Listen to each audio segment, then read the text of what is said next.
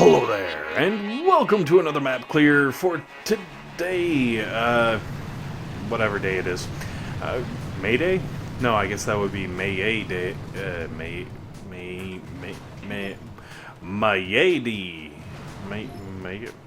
I give up.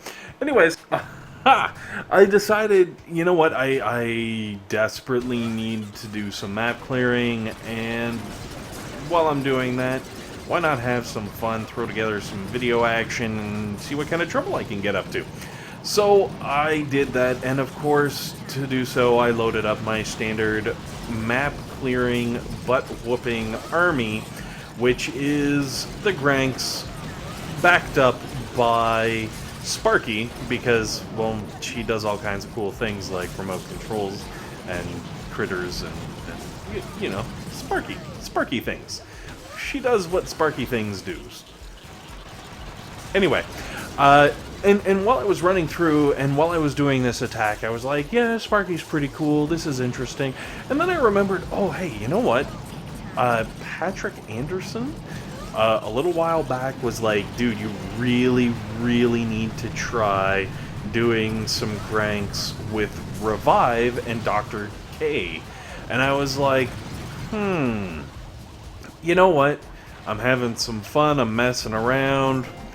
Why not? Let's give it a shot. Let's see what Dr. K has in store for us. So I kind of finished off this attack because I'm not gonna just like retreat away in the middle of the attack and be like, I gotta go get my Dr. K. Oh my gosh, that would be ridiculous. Especially when I'm winning, you know, pretty decently. So I switched it up, and fortunately my Revive is level 4 on Dr. K, so I have had it upgraded just a little bit, but obviously this Revive strategy works really well, even with level 1 Revive. So my first victim was Pachu, not to be confused with Pikachu. And yes, Pachu is level 62, which is, you know, a little on the low side, but he's also rocking 4 ice, and I was like, hey, this is as good a base as any to kind of try out this strategy, see how it works. So as you can see, the moment I landed Dr. K, I led with him, and then pumped out some troops so that all the sniper towers and cannons and really the mortar, I was more worried about the mortar than anything, all of them kind of redirect over onto those zombies, which, if they die, I really don't care because, well, they're zombies, right? Like, I don't have to worry about replenishing those troops, I don't have to worry about you know, having to pay for them or anything. They're just kind of there as free victims. Kind of like footmen in the army. Just, you know, they're there to get shot. Red shirts. That's what they are. They're freaking red shirts. You always got to have a red shirt in your party, you know what I mean? So, I kind of, as I played through this, was like, hey, yeah, you know what? This is not bad. It does look like I guess I ran out of my undead army, and I didn't stop to think of replenishing it. I'm not really sure why. I think mostly because, well, I'm new at this, so, you know, bear with me. Especially because I feel like in that little section there with the 2 boom cannons and the cannons and everything, you know, that just went by. Obviously, they're dead now. But I feel like that section would have been perfect for having just a load of revived riflemen. Like, the cannons and boom cannons could have shot away, taken out my chaff, my red shirts, and kept all of my tanks and my Grens and everything nice and safe far behind. The other bonus is, because I've got Dr. K, I'm like, alright, and admittedly, he is a max level, I guess, hero. So he's pumping out a pretty decent amount of healing. So what I was able to do is actually drop the 1 boat of medics And I'm just going 1 boat medics and Dr. K, 3 tanks, 4 Grens, and as you can see, it actually works out, because that undead army is up at the very front, distracting away from your real troops so much. You don't need as much healing because your troops aren't taking as much damage. Now, I say this as I roll up and obviously the laser and the rocket launchers and everything start going ham on my grenadiers. But, like, really, once you get Dr. K in there with that 10% damage reduction as a bonus, fantastic things really start to happen. Like, it's almost super OP. I feel bad for people who get hit with this on the reg. Like, holy smokes, I can't get over it. And then just the fact that, like, whenever I do warriors, I always bring Dr. K with the crazy shield.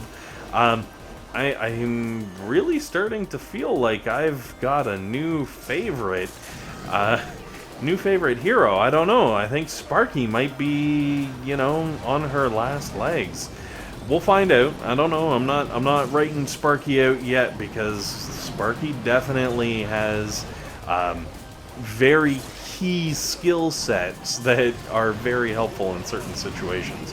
But yeah, we'll see. We'll see. So obviously, Sergeant Slaughter. I honestly just wanted to attack him because his name is Sergeant Slaughter. I was like, holy smokes, I almost forgot about Sergeant Slaughter altogether. If you don't know who Sergeant Slaughter is, Google, like, you know, I'm just saying, the Ultimate Warrior would have taken him down. Moving on, oh, the Ultimate Warrior. I wonder if I can find someone named the Ultimate Warrior, and then Ultimate Warrior versus Task Force on Task Force. That would be amazing. Everybody renames with different wrestlers and all right, back to you know, sanity.